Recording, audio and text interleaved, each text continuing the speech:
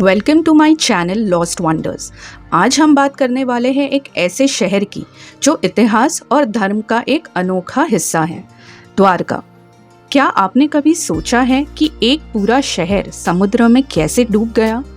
क्या ये सच है या सिर्फ एक कहानी? इस वीडियो में हम इस राज को जानने की कोशिश करेंगे, इतिहास, पुरानी खोज और विज्ञान के सबूतों के साथ। तो चलिए शुरू करते हैं। द्वारका भारत के गुजरात स्टेट में एक पवित्र जगह पे है। ये हिंदुओं के 4 धाम में से एक है और इसे भगवान श्री कृष्ण का शहर कहा जाता है। कहा जाता है कि मथुरा छोड़ने के बाद श्री कृष्ण ने यादव वंश के लिए एक नए शहर की स्थापना की थी, जो समुद्र के किनारे एक सुंदर और समृद्ध जगह थी। महाभारत के अनुसार श्री कृष्ण ने अपनी राज्यी के दौरान द्वारका को एक मजबूत और सुरक्षित शहर बनाया, लेकिन जब महाभारत का युद्ध खत्म हुआ और श्री कृष्ण का देहांत हो गया, तब द्वारका एक भयंकर प्राकृतिक विनाश का शिकार बनी और समुद्र की लहरों में समा गई। क्या ये सच है या सिर्फ कहानी? महाभारत और पुराणों में इसका जिक्र मिलता है, लेकिन कई सालों तक ये सिर्फ एक धार्मिक कहानी मानी जाती थी। लेकिन 20वीं सदी में हुई खोज के अनुसार इसे एक नए नजरिए से देखने पर मजबूर कर दिया। 1950 के समय एस.आर. राव ने द्वारका शहर के निशानियां ढूंढने का काम शुरू किया। ये निशानियां गुजरात के समुद्र के 40 मीटर नीचे मिली। मानो तो ये 9000 साल पुराने हो सकते हैं।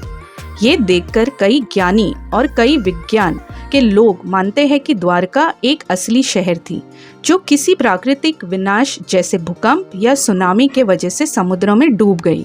पुराने ग्रंथों के अनुसार द्वारका डूब गई थी, लेकिन क्या इसका कोई वैज्ञानिक कारण हो सकता है? कुछ रिसर्चर्स मानते हैं कि द्वारका का समुद्र में डूबना भूकंप और जलवायु का बदलाव की वजह हो सकती है। जब समुद्र का स्तर बढ़ता है तो कई शहर समुद्र में समा सकते हैं। इस बात का सबूत दुनिया के कई हिस्सों में मिल चुका है, जैसे कि अटलांटिस की कहानी, जो एक डूबा हुआ शहर माना जाता है।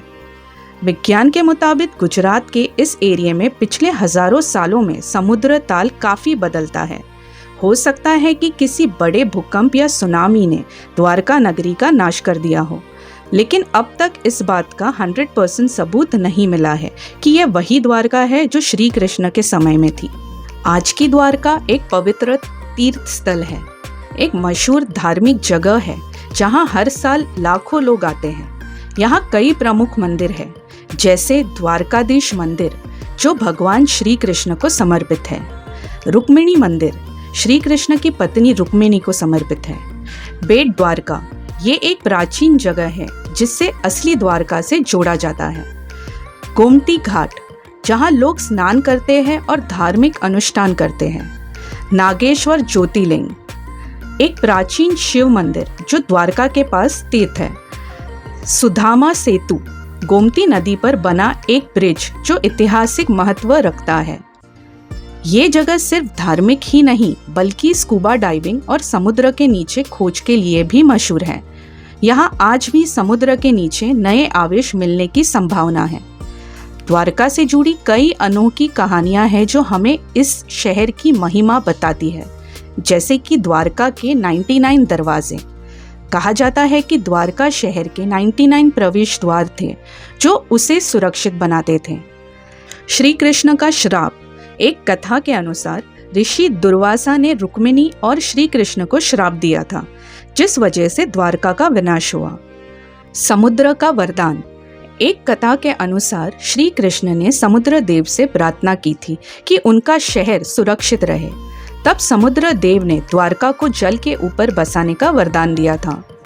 मिस्टीरियस आर्टिफैक्ट्स, समुद्र के अंदर मिले कुछ मूर्तियां ये बताते हैं कि ये जगह प्राचीन युग में एक विकसित सभ्यता का हिस्सा थी। क्या हमें और खोज करनी चाहिए? आज भी द्वारका एक रहस्य बनी हुई है। भले ही समुद्र के नीचे कुछ पुराने शहर के आवेश मिले हैं, लेकिन ये अब तक स्पष्ट नहीं हो पाया है कि ये वही द्वारका है जिसे श्री कृष्ण ने बसाया था। भविष्य में अगर और कोई खोज की जाए तो हो सकता है कि हमें नए सबूत मिले जो इस रहस्य को सुलझा सके। क्या आप मानते हैं कि महाभारत की द्वारका सच में डूबी थी या ये सिर्फ एक कहानी है?